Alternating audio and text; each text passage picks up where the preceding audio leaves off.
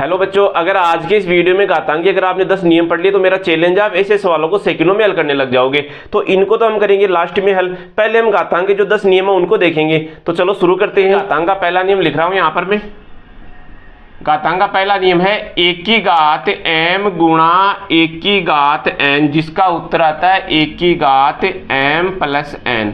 अब यहां पर ध्यान रखना है, जो a है ना ये तो आधार है और m और n क्या है, घातें हैं। इसका मतलब समान आधार वाली संख्या को अगर आप गुणा करोगे तो उनकी घातें जुड़ जाती है। जैसे इसके लिए मैं यहाँ एक उदाहरण लिखूं, मैंने इसे लिख दिया कि 5 की घात 6 गुणा 5 की घात 2। तो यहाँ 5 देखो आधार है और आधार समान है तो गुणा करने पर घातें जुड़ जाएगी। तो यहाँ 5 की घात आ गई 6 प्लस 2, तो कुल मिलाकर 5 की घात 8 हो गई। ये हमारा आंसर आ गया यहाँ पर।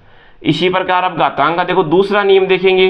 घातांक का दूसरा नियम है कि अगर आप समान आधार वाली संख्या का गुणा न करके अगर भाग करते हो, जैसे मान लो 1 की घात m है भाग 1 की घात n है, तो अब यहाँ पर क्या करना है, यहाँ उत्तर आएगा 1 की घात m माइनस n। यानी एक में अगर आप दूसरी संख्या का भाग दे रहे हो तो पहली घात में से दूसरी घात घट जाएगी। अब आप इसको ऐसे नहीं लिखकर इस प्रकार भी लिख सकते हो, 1 की घात m भाग 1 की घात n। तो यहाँ भी आंसर वही आएगा 1 की घात m माइनस n। लिखने का तरीका अलग अलग है, आप यहाँ भाग का चिन्ह भी लगा सकते हो और भाग का नहीं लगाओ तो इस प्रकार बटा भी लगा सकते हो, दोनों सेम ही है, एक ही बात है। अब इसके लिए यहाँ मैं एक उदाहरण ले रहा हूँ।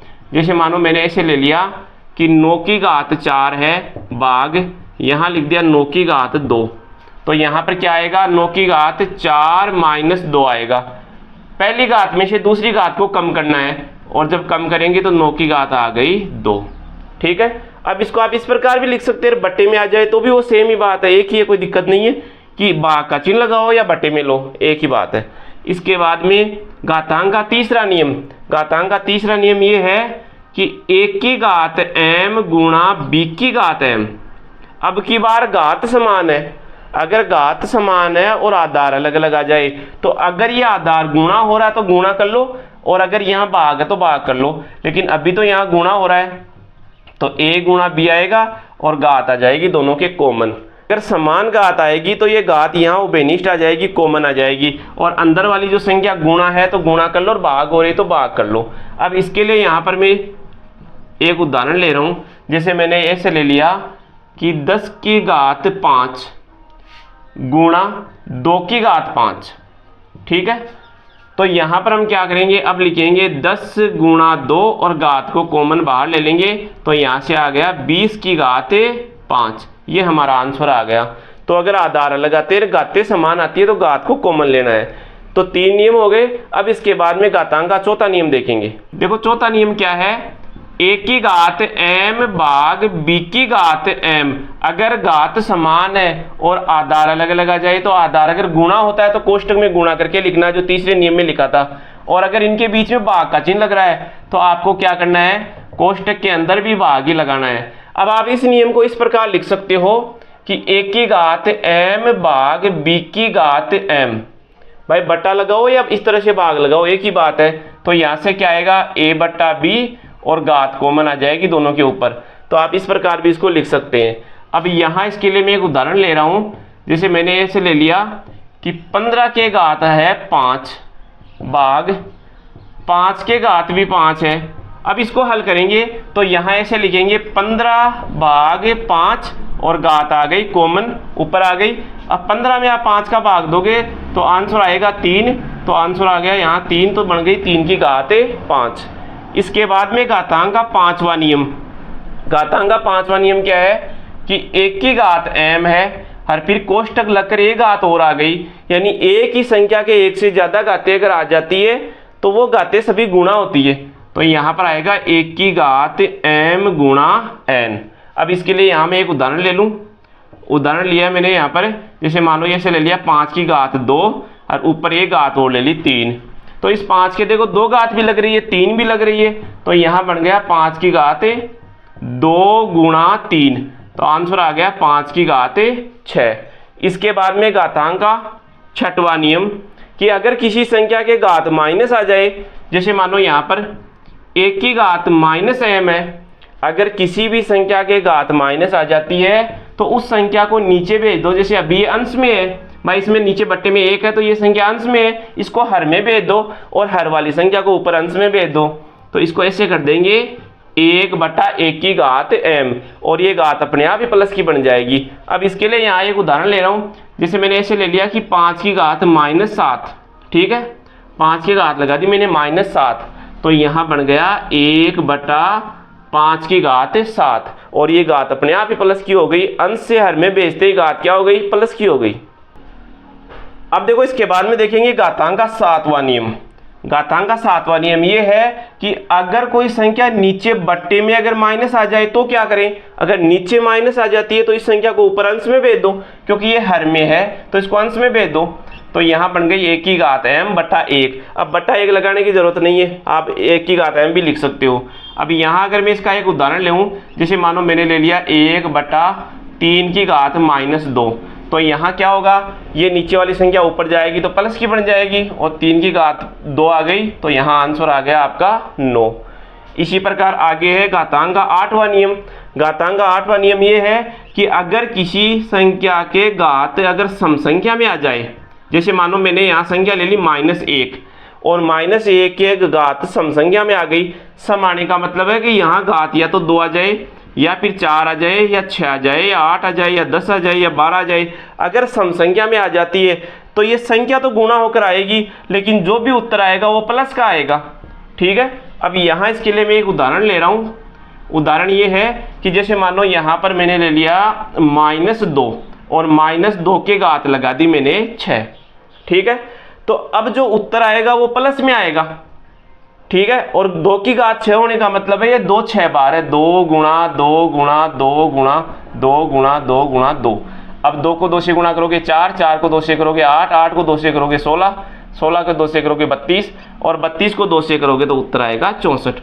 यानी घात लग रही है उसके हिसाब से तो उत्तर आ गया, लेकिन वो प्लस का आएगा या माइनस का, तो यहाँ डायरेक्ट ही हमने पहले ही प्लस लिख दिया था कि जो भी उत्तर आएगा वो प्लस का आएगा। क्यों आएगा, क्योंकि इसके सम संख्या में घात आ गई। इसके बाद में घातांक का 9वां नियम कि अगर कोई संख्या माइनस की है और उसके घात अगर विषम संख्या में आ जाए, अगर विषम संख्या में आ गई तो इसका जो आंसर आएगा वो माइनस में ही आएगा। जैसे इसके लिए यहाँ मैं एक उदाहरण लूँ। उदाहरण मैंने ये लिया है कि मान लो जैसे यहाँ पर ले लिया मैंने -3 और इसके घात मैंने 3 ले ली, ठीक है। अब घात विषम संख्या में आ गई तो हमारा जो भी उत्तर आएगा वो माइनस में आएगा। अब माइनस में तो आएगा, लेकिन ये 3 बार है तो यहाँ 3 गुणा 3 करेंगे, आपस में इनका गुणा करेंगे तो उत्तर आएगा 27। तो यहाँ घातांक के 9 नियम हो गए। अब घातांक का 10वां नियम, यहाँ लिख रहा हूँ मैं 10वां नियम। 1 की घात 0 = 1। अब 1 की घात 0 का मतलब ये है कि 1 की जगह कोई भी संख्या आ जाए, चाहे कितनी बड़ी संख्या आ जाए, अगर किसी भी संख्या के घात 0 लग जाती है तो उसका उत्तर हमेशा 1 आता है, ठीक है। जैसे मानो यहाँ पर मैंने एक उदाहरण ले लिया, मैंने ऐसे ले लिया कि 15 है और 15 के घात 0 है, तो डायरेक्ट ही लिख देना है कि 15 के घात 0 है तो उत्तर 1 आएगा। यानी यहाँ A B C D कुछ भी आए, कोई चर आए चाहे संख्या आए, अगर किसी के भी घात 0 लग जाती है तो उसका उत्तर 1 आता है। तो यहाँ पर हमने घातांक के 10 नियम देख लिए। अब जो शुरुआत में जो प्रश्न लिखे थे उनको हल करेंगे। ये पहला प्रश्न है 1/3 की घात -2। तो अभी हमने एक नियम पढ़ा था कि अगर नीचे हर में अगर किसी संख्या की घात माइनस में आ जाए तो उसको ऊपर भेज दो। हर ऊपर भेजेंगे अंश में, तो ये बन गई 3 की घात 2 प्लस में हो गई। हर ये बट्टे में 1 नीचे आ गया। अब बट्टे में 1 है तो इसका कोई मतलब नहीं है, 3 की घात 2 ही है, और 3 की घात 2 का मतलब है 3 गुणा 3, तो आंसर आ गया इसका 9। तो पहला प्रश्न हल हो गया, देखो 2-4 सेकंड लगे। अब इसके बाद में दूसरा प्रश्न हल करेंगे। दूसरे प्रश्न के लिए अभी हमने एक नियम देखा था, वो नियम ये था 1 की घात m गुणा 1 की घात n, जिसका उत्तर ये आया था 1 की घात m प्लस n। कहने का मतलब अगर आधार समान है तो गुणा करने पर घातें जुड़ती है, तो यहाँ इनका आधार समान है, गुणा हो रहा तो घातें क्या हो जाएगी, यहाँ जुड़ जाएगी। तो यहाँ से ये से हो गया ये -3 की घात आ गई m प्लस 6, क्योंकि एक तो ये है 5 ये जुड़ गया 6 हो गया, तो m प्लस 6 हो गया, और इधर बराबर में दे रखा -3 की घात 7। अब यहाँ देखो बराबर का चिन्ह लगा हुआ है, हर दोनों में आधार समान है, तो जब आधार समान है तो घातें भी समान होगी। तो यहाँ से आ गया m प्लस 6 बराबर 7, और m का मान निकालेंगे, प्लस का 6 इधर आएगा तो माइनस का हो जाएगा, और 7 में से 6 कम करोगे तो 1 आएगा। तो यहाँ से m का मान निकल गया 1। ठीक है। इसी प्रकार प्रश्न नंबर तीसरे में देखो, ये यहाँ घात माइनस में दे रखी है, यहाँ भी माइनस में, यहाँ भी माइनस में। तो या तो ऐसे कर लो कि इनको बट्टे में करके प्लस में कर लो। तो यहाँ मैं कर रहा हूँ एक बार, इसको ऐसे लिखेंगे 1/3, यहाँ आएगा 1/4 और ये आएगा 1/5, और घात बाहर 0 लगी हुई है। अगर आप इसको हल नहीं भी करो तो डायरेक्ट ही बोल सकते हो, घात अगर 0 आ जाए किसी भी संख्या के तो अंदर चाहे वो कोई भी संख्या आए, कुछ भी आए, उसका उत्तर हमेशा एक ही आना है। लेकिन यहाँ थोड़ा हल कर लें एक बार। 3, 4 और 5 का एलसीएम लेंगे तो 60 आएगा। 3 का भाग 60 में देंगे तो 20 बार जाएगा, 20 को ऊपर वाले 1 से गुणा करेंगे तो 20 ही आएगा। इसी प्रकार 4 का भाग 60 में देंगे 15 बार जाता है, 15 को ऊपर वाले 1 से गुणा करेंगे तो 15 ही आएगा। फिर 5 का भाग देंगे 60 में तो 12 बार जाएगा, और 12 को ऊपर वाले 1 से गुणा करेंगे तो 12 ही आएगा। इन ऊपर वाली संख्या का तो जोड़ आ गया 47, और यहाँ से आ गया 60, और घात लग रही है इनकी 0, तो 0 घात लग रही है तो उत्तर तो 1 ही आएगा, अंदर चाहे कुछ भी आए। तो यहाँ से उत्तर आ गया 1। अब यहाँ प्रश्न नंबर हम चौथा हल करेंगे। चौथे में देखो क्या है, इसके लिए अभी मैंने एक नियम बताया था कि एक की घात m आ जाए और फिर उसके n घात और लग जाए, यानी एक ही संख्या के एक से ज़्यादा घातें लग जाती है तो वो सभी घातें गुणा हो जाती है, यानी एक की घात आ गई m गुणा n। तो यहाँ भी क्या होगा, ये -2 और प्लस का 2 गुणा हो जाएगा तो -4 बन जाएगा, यानी यहाँ से आ गया जो -2/3 है, इसके घात आ गई -4। ठीक है। अब ये -4 घात है, इसको अगर आप प्लस की करना चाहोगे तो ये संख्या बदल जाएगी। तो यहाँ से आ गया 3/-2 और घात आ गई 4, प्लस की घात कर दी तो इसको बदल दिया यहाँ पर। अब ये 4 घात अंदर जाएगी तो इस 3 के भी लग गई और -2 के भी लग गई। अब 3 के घात 4 लगने का मतलब है कि ये 3 4 बार है, और मैंने 4 बार लिख दिया यहाँ पर। अब -2 के घात 4 लग रही है, इसका मतलब ये -2 भी 4 बार है,